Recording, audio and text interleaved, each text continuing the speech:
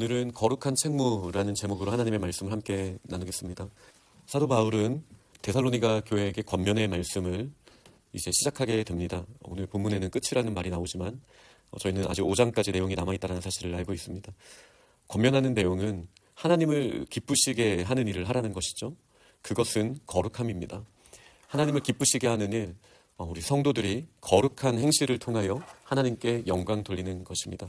하나님께서 거룩하심 같이 우리도 거룩하기를 하나님께서는 원하십니다. 거룩함이란 하나님께 속한 속성이고 그렇기 때문에 사랑을 떼어놓을 수 없습니다.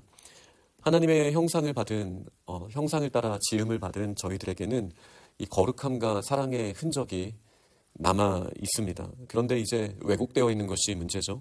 그 왜곡되어 있는 것 중에 하나가 바로 음란함입니다.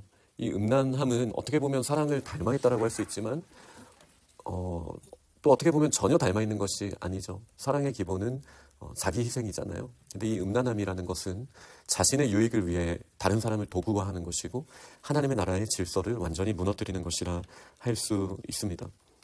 사랑의 빈 구멍을 가지고 있는 우리 인간들에겐 이 음란을 통해서 사랑의 허기짐을 채우고자 하는 속성이 있습니다. 나의 것을 채우기 위하여 다른 내 눈에 좋은 것을, 내가 좋아하는 것을 구하고 그것이 사람을 향할 때에는 그 사람을 도구화하는 이 음란을 버리는 것에서부터 우리의 거룩함은 회복될 수 있습니다. 이스라엘 백성이 가나안 땅에 들어가기 전에 모압 지역에서 미디안 여인들 또 모압 여인들과 음란을 저질렀던 일을 저희는 기억합니다. 그리고 이 음란을 완전히 끊어버리는 훈련을 통하여서 하나님께서는 거룩한 백성으로서 시작할 수 있도록 준비시키셨던 것을 저희는 이 발람의 꾀를 통해서 잘 알고 있습니다. 그렇기에 저희들은 이 음란을 버리고 진짜 사랑을 찾아야 합니다. 진짜 사랑, 하나님처럼 자기 희생적이고 그 사랑을 위하여 또 우리에게 있는 헌신이 드러나는 이 사랑, 하나님께서 원하시는 사랑을 회복하면서 우리는 거룩함의 훈련을 받을 수 있고 또 거룩함을 드러낼 수 있습니다.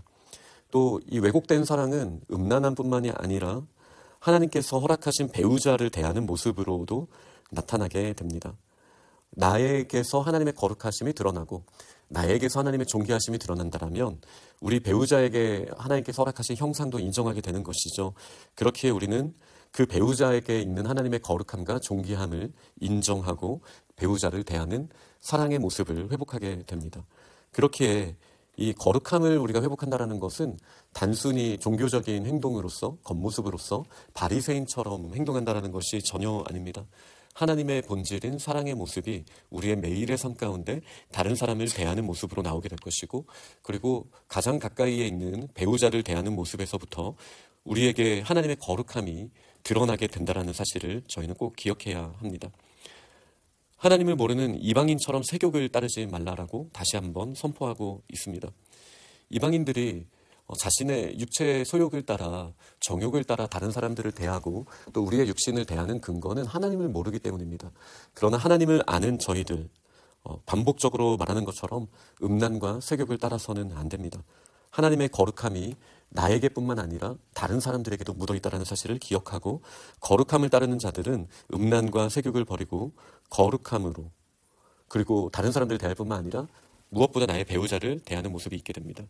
6절에 이 일의 분수를 넘어서 형제를 해하지 말라라는 이 이야기는 어떻게 보면 이 음란함이 세상의 키워드인 상황에서 이 음란함이 직접적으로 관계하지 않은 형제들에게도 영향을 줄 수 있다라는 기본적인 맥락을 가지고 있기도 합니다.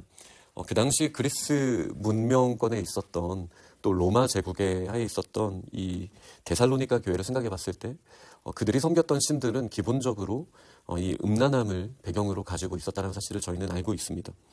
그 문화 자체였어요.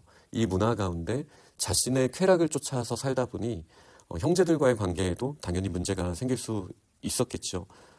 이 문제가 생겼을 때 그 형제에게 복수하고 해하는 모습이 또 그들 문화 가운데도 있을 수 있고 사람의 마음 가운데 있을 수 있습니다.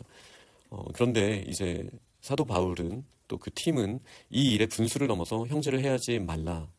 그리고 이 모든 일에 주께서 신원하여 주심이라는 말로써 이 잘못된 마게도냐 그리스의 문화 가운데 형제에게 복수하고 싶은 이 마음에 대하여 하나님의 신원하심을 의지하고 형제를 해하지 않는 것이 거룩한 모습의 또 하나다라는 것을 말하여 주고 있습니다. 어떻게 보면 용서라는 키워드도 들어가 있을 수 있겠습니다. 또한 우리가 거룩함이 있을 때 꼭 이 음란의 문제와 직접적으로 연결되어 있지 않더라도 다른 형제들을 대하는 모습으로서도 방금의 본문을 이해할 수도 있겠습니다. 7절에 그래서 다시 한번 선포하죠. 하나님께서 우리를 부르심은 우리로 부정하게 하시기 위함이 아니라 거룩하게 하심이다 라고 정리를 하고 있습니다. 이 말에서 부정과 거룩함이 우리의 삶 가운데 드러나고 있다는 것, 음란으로 나올 수도 있고 또 배우자를 대할 때 함부로 대하는 모습에서부터 우리에게 부정함이 드러날 수도 있죠. 형제들에게 복수해야 한다라는 마음 또한, 용서하지 못하는 마음 또한 부정함의 모습이라면, 반대로 이런 것이 기본값이라고 느껴지는 이 세상을 살아갈 때 우리가 음란함을 넘어서 거룩함을 하나님 앞에 구하고, 그리고 배우자를 함부로 대하는 이 세상의 문화 가운데 또 죽게 하듯이 또 주님께서 세워주신 거룩함이 있다는 것을 인정하며 배우자를 대하는 모습으로, 또 형제를 용서하는 모습으로 우리가 나아갈 때 하나님의 거룩하게 하심이 우리의 삶에 드러나게 된다는 사실 또한 저희는 기억해야 합니다. 이러한 하나님의 부르심을 저버리는 자는 단순히 사람을 저버리는 것이 아니라 하나님의 부르심, 그의 성령을 주신 하나님을 저버리는 것이다 라고 강하게 이야기하고 있습니다. 그렇기 때문에 이 거룩함은 우리의 선택지가 아닙니다.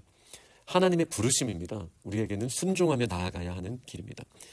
이제 9절에는 형제 사랑에 관하여 말하고 있지만, 그런데 이 일은 데살로니가 교회가 굉장히 잘하고 있다라고 하고 있습니다. 이웃들을 사랑하는 것, 외인들을 사랑하는 것, 이 형제 사랑에 대해서는 하나님의 가르침을 받아서 서로 사랑하고 있고 매우 잘하고 있다라고 이야기하고 있습니다. 너희가 온 마게도냐 모든 형제에 대해 과연 이것을 행하도다. 잘하고 있는 것에 대해서 더욱 그렇게 하라고 명령하고 있습니다. 1절에도 사실 마찬가지죠. 하나님을 기쁘시게 하는 일들에 대해서도 너희가 이미 행하고 있는데 더욱 힘쓰라. 이미 잘하고 있는 일도 더 잘하라고 권면하고 있는 사도 바울과 그 팀의 말씀을 저희는 저희에게 주신 말씀으로 기억해야 합니다. 지금 거룩에 힘쓰고 있다라면 더 잘하라고 하나님께서는 우리를 권면해 주고 있으십니다. 그리고 이 거룩함은 형제 대하기, 그리고 다른 이성을 대하거나 우리의 배우자를 대하는 것에만 머물러 있는 것이 아니라 경제적인 부분, 우리의 일상의 모습에도 드러나게 됩니다. 조용히 자기 일을 하고 너희 손으로 일하기를 힘쓰라. 거룩하지 않은 부정한 모습은 내가 수고하지 않고 내가 노력하지 않은 것에서 열매를 구하는 세상의 마음과도 맞닿아 있습니다. 그러나 하나님께서 우리에게 정말 원하시는 것, 처음에 아담을 창조하시고도 에덴 동산에 이끌어 주시고 그들이 일하게 하셨잖아요. 그들이 일하고 또 지키게 하신 것이 아담에게 주신 두 가지 명령이었는데, 이 거룩을 지킨다라는 것과 일하는 것은 떼어놓을 수 없습니다. 저희가 안식일을 기억하여 거룩하게 지키라는 말은 나머지 6일은 최선을 다하여 일하라라는 하나님의 명령과 맞닿아 있는 것이죠. 그런데 세상을 살다 보면 내 손으로 일하지 않는 것이, 그것이 더 유익하다, 나에게 더 좋은 것이다라는 문화가 있을 수 있죠. 조용히 자기 일을 하라는 거예요. 그리고 너희 손으로 일하기를 힘쓰라는 거죠. 이것이 지혜서에 나오는, 제가 늘 말하는 지혜의 두 가지 요약 중에 하나입니다. 잠언이 계속해서 말하는 것은 두 가지예요. 여호와를 경외하고 최선을 다하여 일하라. 이 두 가지거든요. 그러니 하나님께서 거룩을 말씀하실 때 일에 대해서, 또 우리의 경제관에 대해서 말씀하시는 것 또한 어떻게 보면 굉장히 자연스러운 명령이라고 할 수 있겠습니다. 우리는 하나님이 맡기신 일이 우리에게 주신 부르심이자 사명이자 거룩을 이루어가는 것이라는 것을 기억해야 합니다. 루터가 말했듯이 이 일은 단순히 교회에서만 하는 일을 말하는 것이 아닙니다. 우리는 청소부가 된다 할지라도 그렇게 해서 하나님의 나라를 이루어가는 것이죠. 모든 일을 우리는 거룩하게 감당할 수 있습니다. 또한 우리의 직업뿐만이 아니라 가정에서 맡기신 일, 당연히 우리는 거룩하게 조용히 우리의 일을 감당하고 우리의 손으로 일하기를 힘써야겠습니다. 마지막으로 이렇게 명령하시는 것은 우리가 그리스도인으로서 거룩을 지켜나가고 또 우리의 경제적인 면, 우리에게 맡기신 사명에 대해서 잘 감당하는 것이 외인에 대하여 단정히 행하는 일이다라고 말하고 있는데요. 여기서 외인은 밖에 있는 사람들을, 말 그대로 밖에 있는 사람들을 말하는 것인데 믿지 않는 자들이거든요. 이 믿지 않는 자들에게 명확하게 하나님의 보내심에 대해서, 부르심에 대해서 보여주는 방법은 우리의 삶으로 거룩함을 선택하고 우리의 삶으로 최선을 다해서 사랑하고, 진짜 사랑이요, 세상에 왜곡된 사랑 말고요. 그리고 우리의 삶을 통해서 우리 손으로 힘써 일하는 모습 자체가 하나님의 거룩하심을 드러내는 일이다. 이 사실을 분명히 하고 있습니다. 또한 외인에 대해서는 단정하게 행하는 일뿐만 아니라, 그리고 우리 자신에게도 궁핍함이 없게 하시는 하나님의 일, 일용할 양식을 주시고 만나려 주실 때에도 그 일용할 양식을 거두는 일을 하게 하셨잖아요. 여기에서 그 누구도 광야에서 내 힘으로 내가 자급자족할 수 있다는 말을 아무도 할 수 없죠. 왜죠? 하늘에서 하나님이 양식을 주셨잖아요. 그러나 하늘에서 양식을 주셨지만 그 일을 거두는 데에는 사람이 자신의 일을 최선을 다해서 하게 하셨다. 일용할 양식에 대한 이 지혜, 하나님이 궁핍함을 면하게 하시기 위해 당연히 공중에 나는 새도 먹이시는 하나님이시지만 우리에게 일하게 하시는 또 아버지의 사랑을 기억하면서 오늘 데살로니가에 주신 말씀, 거룩하라는 명령을 기억하기를 원합니다. 이 거룩함을 위해서 저희는 음란을 버리고 또 사랑해야 할 사람을 제대로 사랑하고 또 형제를 용서하며, 그리고 이 주신 말씀 가운데 우리가 외인들에게도 모범이 될 수 있도록 최선을 다하여 일하는 모습, 이 모습으로 우리는 하나님을 기쁘시게 하는 거룩한 책무를 감당해야겠습니다. 그렇게 믿음으로 하나님의 말씀에 순종하며 하나님의 나라를 이루어가는 우리 귀한 공동체가 다 되시기를 간절히 축원합니다. 아멘.